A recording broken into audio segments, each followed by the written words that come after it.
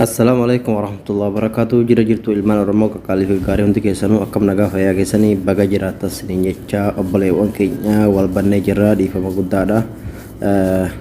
Wannan asii isiniidhaan barbaadu warroonni tiktokii kiyya jalatti amma dura na hordofaa turtan tiktokiin kiyya guyyaa kaleessaa guutumaan guututti narra cufamee jira. Inshallah gaa tiktokii maqaa isaaniillee banadhee jira. TikTokii followerii kuma kudhan biratti waan dhiyaatu qabu guutumaan guutuutti narra gubanii jiranii yeroo hedduudhaaf yeroo lamatti na ugguranii turanii amma immoo karraa dhumaa guyyaa kaleessaa guutumaan guutuutti narra gubanii jiranii sunis rakkoon ta'u sanas godhuun isaanii hamilee nama hin cabsu waa rakkoon qabu garuu waan akkanaa sanirraa silaa namni of qufatee baay'ee gaariidha. Namni nama jala deemeetii fi maaliif nu himalee namni biroo dhageettii fudhataa fi maaliif namni biraa beekamtii fudhataan kun yaada ummata warra jala deemtootaati.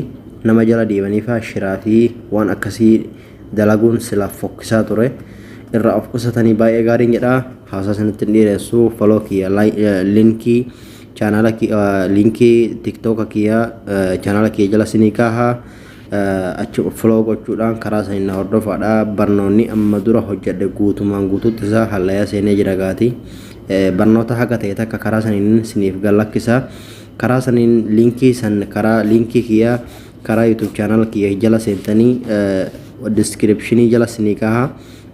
Descriptionii jechuun yeroo YouTube channel kiyya kana cuqaastanii bakka mallattoo tuqaa qabdu tana kunoo bakka tana cuqaastanii as yeroo cuqaastanii as jala bakka kana siniikaa ammaaf waan kana jala hin jirreef malee as jala kana siniikaa bakka kanan kaa'a jechaadha. Karaa saniin na argachuu dandeessanii jechaadha. Achi linkii achi jala siniikaa karaa saniin na hordoftanii warroonni haaraa taatanis gara chaanala kiyyaa kottaadha like share subscribe gochuun na jajjabeessa siniin jedha. Warroonni amma dura naa gootanis hedduu galatoomaa. Barnoonni kiyya har'aa isinitti hin dhiyeessu aappii al tolas ka jedhamu aappii ajaa'iba aappii tokko qofaa keessatti aappii 64 kan of keessaa qabateeru. Aappiin kun aappii kana keessa namoonni yoo seentan aappiin kun bu'aa guddaa qaba. Play Store keessaa argattanii al tolas jettanii barreessitan kanuma qofaatu isin baha jechaadha.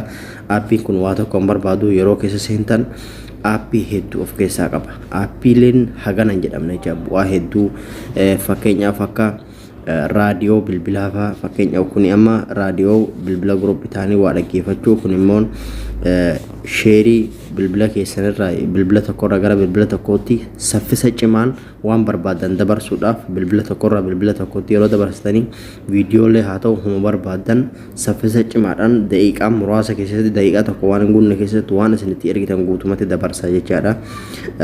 Aappii kana keessa hojjetan waan hedduu argachuu dandeessanii mataa dhiyeessee agarsiisa.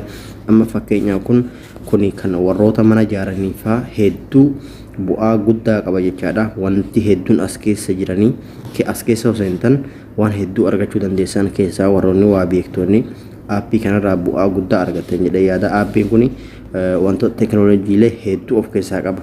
Fakkeenyaaf kun yoo ilaaltanii aappii albuuda yookaan warqee lafa keessatti argamu eessa akka jiru kan elektirooniksii isa sinii baasu saniin jechaadha.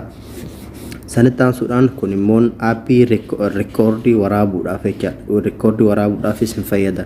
Warroota fakkeenyaaf viidiyoo waraabuu barbaadan rekoordii waraabdanii viidiyoo bilbila keessan shaashaa gubbaatti akka inni immoo waraabee lakkisuudha. Akkasumas rekoordii bilbila viidiyoo malatti sagalee qofa waraabuudhaaf karaa kana fayyadamtanii as keessa wantoota hedduu jira. Kana isin jedhee isin dhiyeessuu hin barbaadu. Aappii tokko qofaa keessatti aappii 64 ol qabateera jechaadha. Aappii kana buufadhaa irraa fayyadamaa isin jedha. Hedduu isin dhiyeessee barnoonni kiyya isinitti irra like share subscribe gochuun jajjabeessaadha. TikTokiin kiyya ka'ammaadha.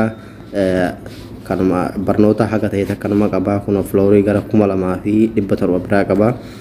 Like share naa godhaadha. Akkasumas follow gochuun na jajjabeessaadha. Abdii qaba 10,000 ol sanitti akka naa gootanii garuu warroonni waan akkanaa kana dalagdan gonkumaa hamilee nama cabsuu akka hin dandeenye asumaan isin akeekkachiisuun barbaada. Galatooma.